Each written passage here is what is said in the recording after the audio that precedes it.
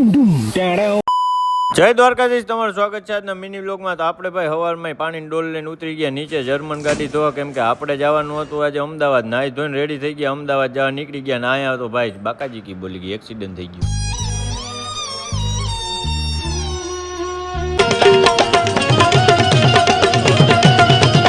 Accident બીજાને થયું, oil મારી ગાડી.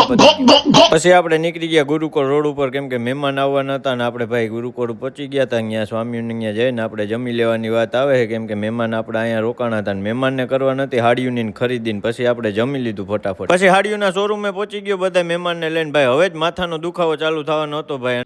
મગર લાડલે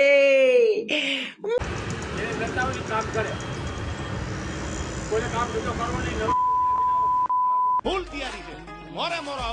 પછી બીજા શોરૂમે આવી ગયા ભાઈ. ન્યાય બબાલ હાલતી હતી. આજ બબાલ હતી ને અમે ભાઈ ત્રણ જ ભાઈઓ હલવાઈ ગયા હતા. બાઈઓ વચ્ચે એવો માથાનો દુખાવો થતો હતો ને કરવાનું શું, ઘરનો પ્રસંગ છે ને લેવાય આવવું પડે ને. જોજો હાડીઓની ધબાટી હતી, એટલી હાડીઓ કઢાવી અમારી બાઈઓએ, પણ એકેય ચોઈસ કરી નહીં. 2-3 માન લીધી ભાઈ. ઓલો હાડી વાળો માથે હાથ જોડી ગયો કે હવે તમે જાવ તો સારું.